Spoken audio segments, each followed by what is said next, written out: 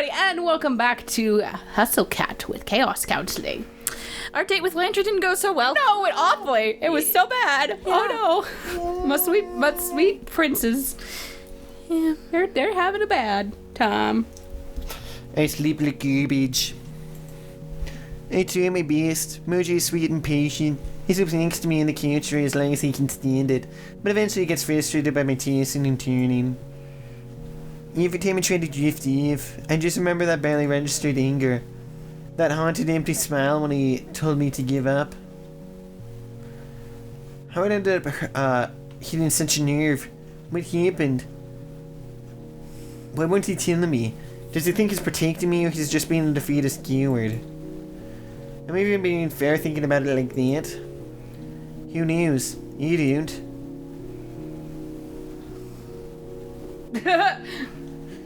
10 years passed by my estimation. I start hearing those crappy birds shriek, which tells me the sun will be up soon. Yeah, I've been there, girl. Guy. Did I seriously do this all night? I drag myself out from the couch. Exhaustion tugs at my eyes and churns my stomach. But I've officially given up on this whole sleep thing. It's not going to happen. No, wait. It kind of seems tempting to just call out of work. Think sick, watch movies all day, you know the drill. But I don't know if I could do that without thinking about Landry. I don't know if I could do anything without thinking about Landry. Yeah. Yes, I have no choice. I have to do it. Face your fears. I believe in you, bud. Not only is this the earliest I've ever been at work, it's the earliest I've been anywhere. And what is even boring this early? You don't know that. My own key. Well, sometimes your parents tell you when you were born. Like, I know I was born at like 10:34, actually, in the middle of the day. I don't remember. I think my parents have told me a few times. All I remember is that I pooped on the doctor. That's all I remember. I was always a morning person. I was born, and it's not my choice. Anyway. I think the week was quite enough in a regular day, but working here around 5 a.m. is a whole different story. It's like being in a weird baby of quiet. Oh, yeah. Or walking home from, like, past midnight in the middle of a tiny town. Also have that same bubble. It's the weirdest. It's weird. I like walking really early in the morning, though, because, like, most people aren't morning people. So that's why, like, no one is out in the morning, and if they are, they're very sleepy. Yeah. But that's part of the reason why I liked being up in the morning, because it was, like, a different world then. Yeah, it's nice. There was one time I was coming home from, like, a play rehearsal. It was, like, 1 in. Yeah. It had just snowed. Oh, that's the best time. And so there was no one, and I was, like, 2 or 3 blocks away from the place where I was doing these rehearsals. Yeah. I lived out in the road, so I just got to walk home in it, and it was amazing. Oh my gosh. It was beautiful, and I loved it. Oh gosh. A couple of shops are in the process of opening right now, including the cafe. The lights are already on. I know Mason comes in early, but this early? You can see there's carpet and tools spread all over the place. Oh gosh, Landry's having a moment. See, my hinge was right. The floor looks like there was a tornado in a hardware store. There's tools and carrots, squares sprawled everywhere. Carrot. That's what I heard. There are traces that he's been all around all over the place, in the form of a discarded staple gun, some wood glue, and other tools, but I don't see him at all. The cat pile around the new, whatever the new structure's supposed to be, that means he hasn't been here in a while either. Did he leave already? No. No, here's something in the basement. Sure enough, the lights in. It sounds like someone's saying something. Hey, you're being spooky down here. Cut it out.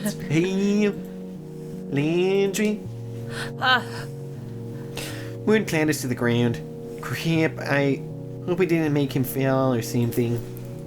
I stumbled down the stairs, and there he is, sitting on the floor. It's like he's been standing a 2 before, and evidence made a dip in the wood. What are you doing down here? I don't know. I was just thinking, and I guess I kind of zoned out. I've been a bit distracted. I can tell from the mess you left with the cats could get on. He looks exhausted. I can see the bags under his eyes. Have you been doing this all night?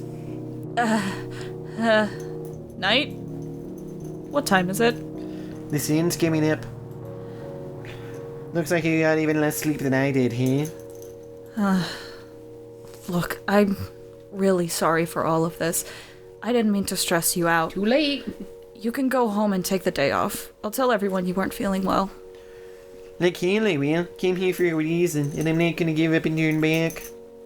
Please, Landry, whatever it is, you can talk to me about it, okay?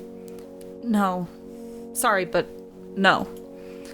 I meant it when I said I don't want to talk about it. It's better for everyone if we just leave it alone and go about our lives. Nothing good comes from picking at scabs like that. You did this. You made the cat curse, didn't you? Well, some things gotta give. Look at you, you're miserable, and it's gonna weigh you down until you snap. Don't bring me this, it's been fiend creep. Well, cause I can tell you've always hated this cat curse. Why won't you let me help you? Avery, please. Please just stop. This isn't your business. You aren't even cursed. I'm making it my business because I care about you, Elliot. The bad ending says otherwise. I like you too much, Avery. Why don't you get it? You think it's fun in games playing wizards and warlocks? You have no idea what's happened to me. What's happened to any of us? Hides the D&D stuff. I could die, Avery. What if the other curse is still there? And the more you push... Fuck. Wait, you the curse? Wait, he likes me? Bitch, no, not that right now. He might be dying. Well, that's not the way I expected this conversation to go. My brain short circuits for a second. Which of those things do I even start with? Landry looks like he wishes he could pack up all those words like he would his tools and cram them back in his mouth. He shrinks in on himself, looking to the divot in the word block. Sorry, I got a little too worked up. I probably shouldn't have said all that. It's okay. You shouldn't have to just sit on it like that. But why don't you just tell me what happened, and then I can tell you if I think I can help. You don't have to do everything by yourself. I want to be here for you. Your pulse is racing, though I can't tell if it's more from the adrenaline of arguing or the adrenaline of being this close to Landry. Que no los dos. Why not both? I take a gamble and reach out to take his hand in mine. I hope my palms aren't too sweaty. His hands are rough but warm. He weaves his fingers between mine, but looks every direction besides me. Which is fine. I think I had to explode on eye contact. Alright. It might sound a little hard to believe, but... Landry, I spent all of last night trying to teach you magic. Nothing's a little too hard to believe anymore. Point taken. Okay, I'll try to start at the beginning. He takes a deep breath as if fortifying himself. So, I had a rough day. Got fired from my job. All sorts of things went wrong. I went to go unwind at this bar by my apartment. I get there and there's this kid up at the bar. He's way too young to be there, you know? Looks like a high school freshman. Nobody seems to notice, and I think that's pretty weird. So I tell the bartender, "Hey, is everybody okay with this kid being in here? Isn't that illegal?" And he's like, "What kid?" Fuck. "The only kid." And I point to the kid next to me. The bartender's surprised, like he's seeing him for the first time, and then calls the bouncer over. Meanwhile, the kid's furious, starts shouting me about breaking his glamour or something. He comes at me swinging. Then, he was just a kid, but I fought right back. I'm not proud of it, but I did it, you know? I had a bad day and he made it worse. I wasn't in the mood. Jeez. I swear, I'm not someone who beats up high schoolers. I'm really ashamed of this. But I landed a punch right in the face. Gave him a huge shiner. I still regret it. Anyway, we both get kicked out.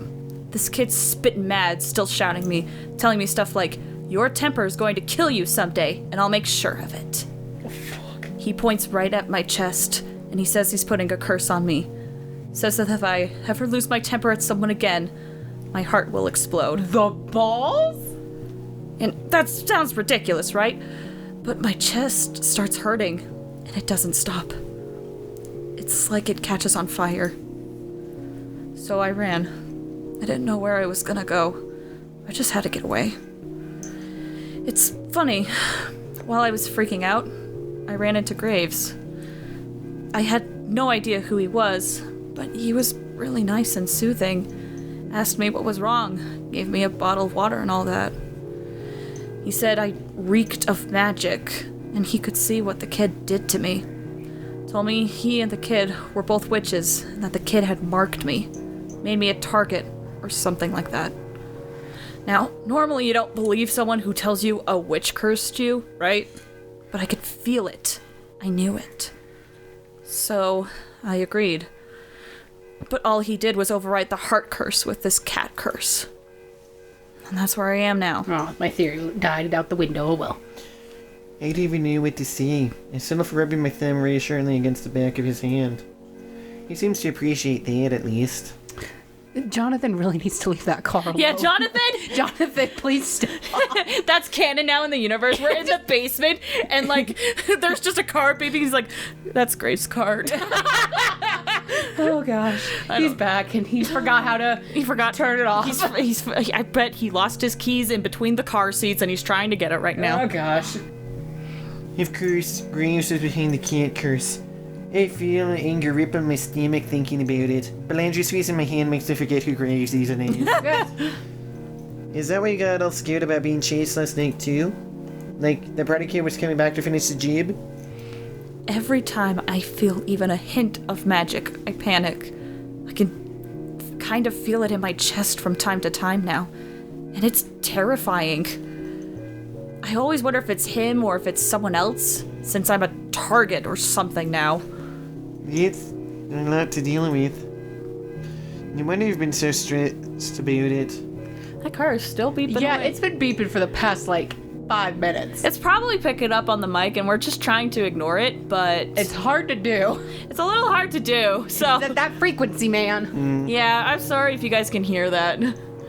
Enjoy the music of the night. When I look up Ray's meet, he looks even more tired than before, but somehow seems like he's it. Sorry. It was an accidental click. It feels pretty good to just tell someone about it. Oh, now it stops. Apparently my accidental click, Jonathan came back and was like, bitch. What you doing? Only Graves knew before, and even then, he's barely around anymore. It doesn't seem like he's much good for this anyway. If his solution is just to put a cat on everything. I guess not. It did seem like a really weird way of approaching it, but who am I to question? I don't know anything about magic. Maybe magic isn't the way to go about this. Maybe we just need to go and find this kid and take it out. Then he can fix whatever he did. If we can find him, maybe. But how? He could be anywhere. He could have left the city by now. Well, I wouldn't know unless you try, right? Have you tried to find him before? Besides, where's a teenager gonna go in their own? I know for sure I couldn't have just run off somewhere at that age. True. I haven't exactly tried. So maybe this is something you guys can work out. I mean, if you haven't even tried it, who's to say it won't work? I can't really refute that, I guess. After that, we can go make Graves talk, and I've got a lot of questions for that vampire-loving weirdo. For what it's worth, I don't think it's the same curse for everyone else. Nobody else had a previous run-in with magic, as far as I know. At least you didn't, right? Unless you count the magician at my birthday party when I was 6. See? I see. Now I still have one remaining question about all of this. What's wrong? What was that you said about liking me? I didn't lick you, I swear. I knew that's the problem. He inhales a short breath, a tiny little gasp. He's so fin to flister. Oh, I don't know. Does it have something to do with you saying you care about me? He's got this real sly smile on his face, and I feel my face heating up. When he rests his palm on my cheek, I'm pretty sure he can feel it too. Whoa. I guess this is what it's like romancing a more adult man. I guess I also get flustered easily. It's not a bad thing. I think they may have something in common.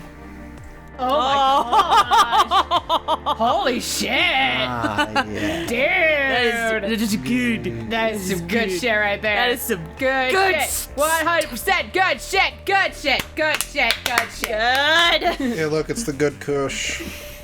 You have to crane my neck up a bit to kiss him, but that's certainly not a bad thing either. I also have to get on tiptoes a bit, Same, bruh. so I guess that's going to take some getting used to. Fortunately, he leans forward when he returns the kiss.